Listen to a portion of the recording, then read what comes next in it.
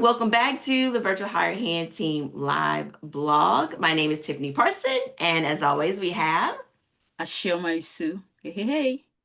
And we are here to bring you latest updates, trends as it relates to social media, repurposing content, and webinar support. Now, today this is a Friday off topic episode, and we're trying to figure out what we're going to call it. But I wanted to bring something up. I saw this article. It's called Tech Giants Sue California Over Social Media Access Law. And this, let me tell y'all, the headline is this is on BloombergLaw.com, news.bloomberglaw.com. And the headline, Tech Giants Sue California Over Social Media Access Law. And I'm going to read this first paragraph. Meta Platforms Inc., TikTok Inc., Google LLC, and YouTube LLC are challenging a California law that forbids social media platforms from allowing minors to access personalized feeds without parental consent. And we're going to talk about what this means. So it affects money. Yeah. Is it that you want to indoctrinate the kids? You want to prey on the kids? Why would you? Kids don't have any money. They have to get parents. Kids can't just go anywhere because they want to. Parents got to take them to places. Parents have to pay for things, even if you're putting ads and things like that in their face. What is it that they lose by not being able to, by the kids not being able to access a personal feed in one state? Like you said, I think it just ties back to the money factor in it because it's like how when you go to the store, especially like Toys R Us, where they have toys displayed and you have your toddler with you and all of that, they know that it's not the toddler that is buying, but the toddler start bothering the parents to pay for that toy. So that's the same thing I think with teenagers. There's so many things they're trying to buy online, making buying decisions, their behaviors, and all of that. And it circles back to them asking their parents for money to be able to access some of these things that social media puts in front of them. They want to be able to advertise and promote. The When I first saw this, my concern was I thought about all the crap that's on social media, Mm. the inappropriate things. I mean, from ads to different accounts, and how now Facebook, Instagram, TikTok, all that shows you not necessarily people you're even following. They're just putting things in front of you. You might like this, you might like that. That's where this act limits what the social media platforms can put in front of children. A personalized feed means they're basing it on the things that you have interacted with. And let me get the exact, it's a long name. What is it? Protecting Our Kids from Social Media Addiction Act doesn't want them to have those personalized feeds. Yeah, they're on social media. If parents are letting their kids be on social media, fine. But the state is coming in to say this is a way for us to protect what's put in front of them. And it's Meta, TikTok, Google, and YouTube that are challenging this Yeah. law. And it just makes me wonder, what more is behind it? Yes, it's money. Is it now by doing that, you can't,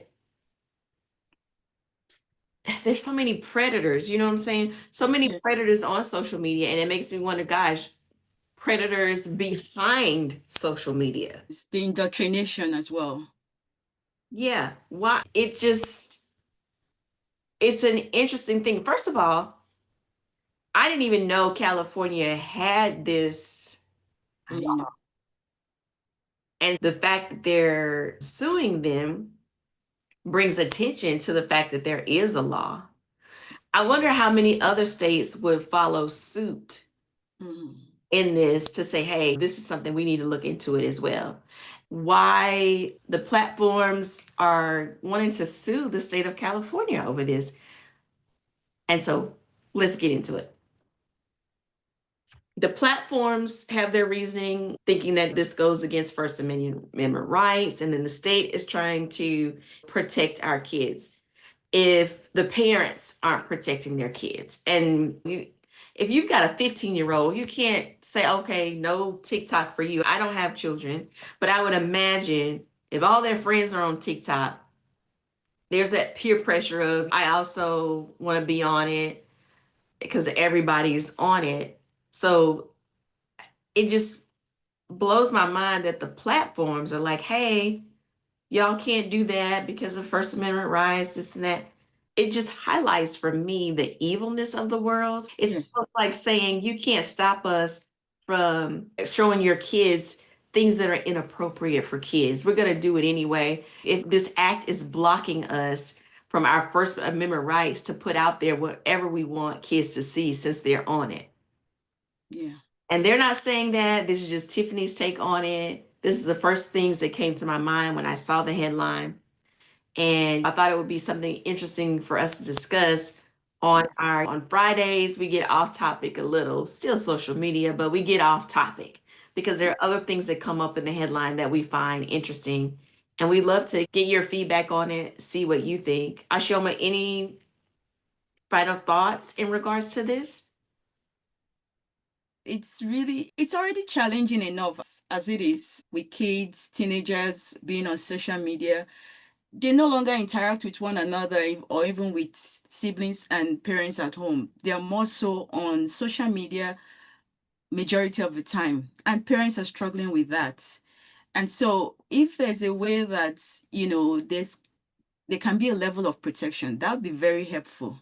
That will reduce the stress on parents, on even the teenagers as well. We understand that the social media giants are in it for money, but that should not be the only goal, I would say, because people's life are at stake. Their mental health is at stake.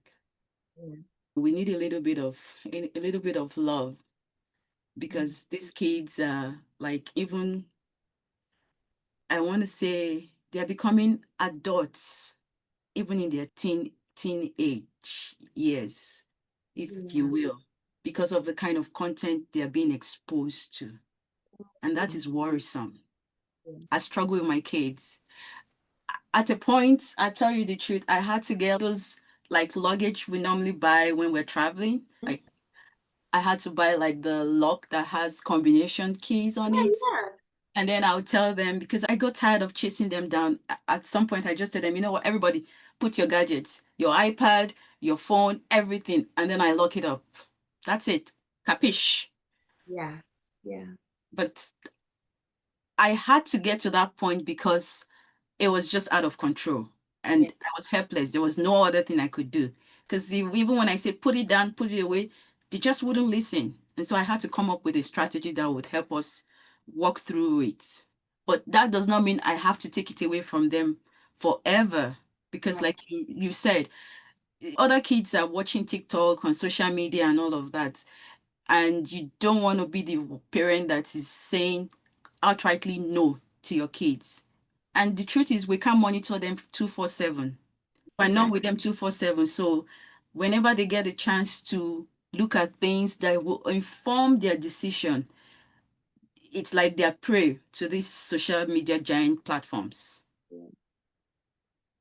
So this particular topic is definitely an ongoing one, and I think we'll be keeping a close eye on this to see what happens with the lawsuit, to see if any other states start putting in place different laws or acts as it relates to protecting children on social media.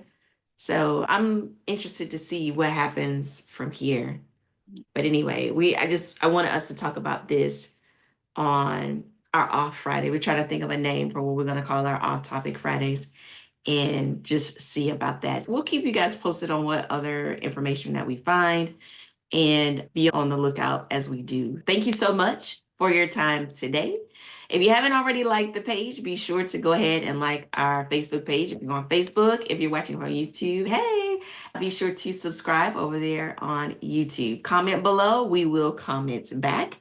We will look forward to seeing you next time. You have a great day.